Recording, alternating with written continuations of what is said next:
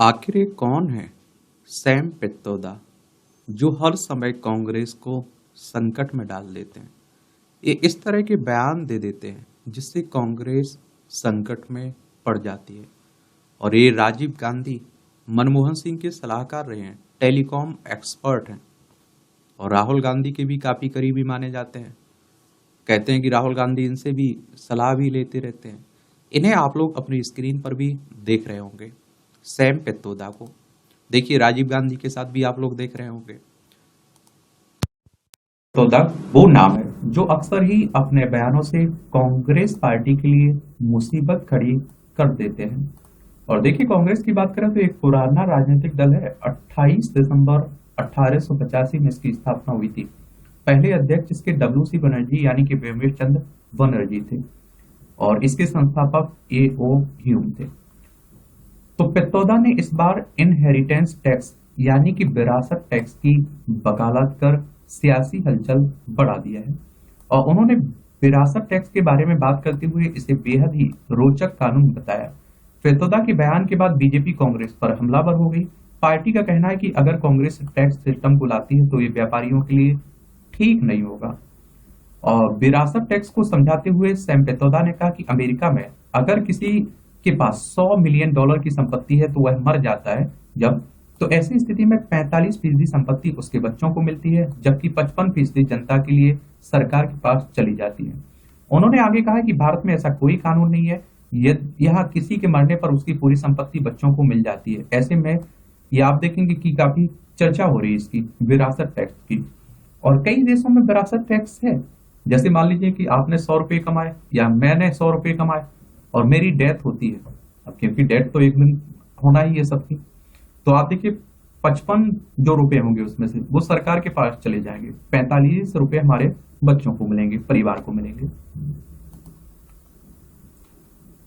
तो सैम पित्रोदा का जन्म 1942 में उड़ीसा के तितलागढ़ में हुआ था। उनका पूरा नाम सत्यनारायण गंगाराम पित्रोदा है और कांग्रेस नेता का परिवार गुजरात से आता है। वही यही वजह है कि उन्हें पढ़ने के लिए गुजरात के एक बोर्डिंग स्कूल में भेजा गया था।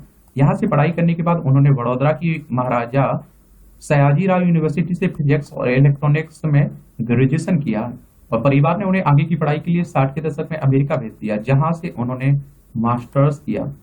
और अमेरिका के एलिनोइस राज्य के शिकागो शहर में एलिनोइस इंस्टीट्यूट ऑफ टेक्नोलॉजी मौजूद है और जहां से 1964 में सैम पित्रोदा ने फिजिक्स में मास्टर्स किया।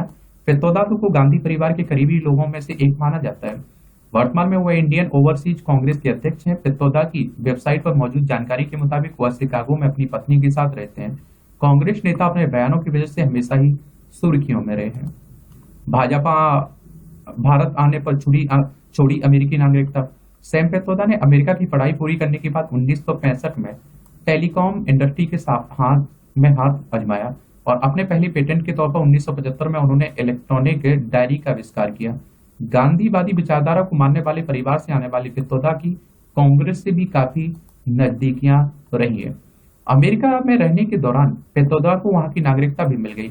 हालांकि फिर 1984 में तत्कालीन प्रधानमंत्री इंदिरा गांधी के कहने पर वह अमेरिका से भारत लौट आए। भारत आने पर सैम पित्रोदा अमेरिकी नागरिकता त्याग कर एक बार फिर से भारतीय बन गए। 1984 में उन्होंने centre for development of telematics नाम की टेलीकॉम संस्था की शुरुआत की। हालांकि उसी साल इंदिरा गांधी की हत्या हो गई और राजीव गांधी पीएम बने। राजीव ने पित्रोदा को अपना सलाहकार बनाया। भारत में इंफॉर्मेशन इंडस्ट्री में बदलाव के लिए दोनों मिलकर काम किया। राजीव ने उन्हें टेलीकॉम, वाटर, शिक्षा और 6 टेक्नोलॉजी मिशन का हेड भी बनाया था और 1990 में दोबारा वो अमेरिका चले जाते हैं। हालांकि राजीव गांधी की हत्या और कई वर्षों के तक भारत में काम करने के बाद सैम पित्रोदा एक बार फिर से अमेरिका लौट गए।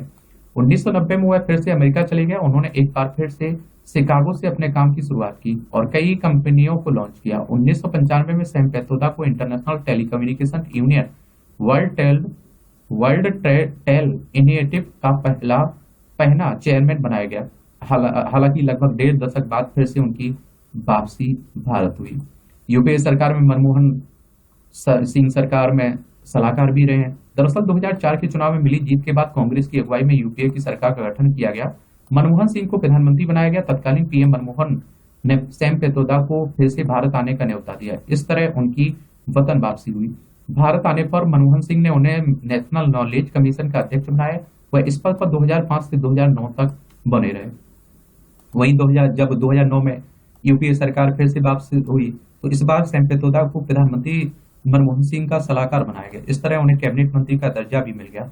पेत्रोदा की वेबसाइट के मुताबिक उनके पास लगभग 20 मानक पीएचडी और लगभग आप देखिए 100 विश्वव्यापी पेटेंट है। उन्होंने 5 किताबें और कई पेपर प्रकाशित भी किए हैं।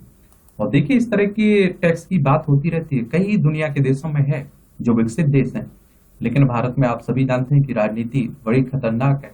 इसलिए आप देखिए कांग्रेस खतरे में पड़ जाती है इस तरह के बयान से, और कांग्रेस को अपना फलदा छुड़ाना होता है। इस तरह की वो कह देते हैं ना कि उनका अपना बयान है, हमारा उससे कोई लेना देना नहीं है। तो इस तरह से ये देखेंगे आप लोग सैम पेत्रोदा की कहानी में। किसी और के बारे में जानने की दिलचस्पी हुआ करे तो बता दिया करिएगा, उसके बारे में भी हम लोग बात कर लिया करेंगे। धन्यवाद।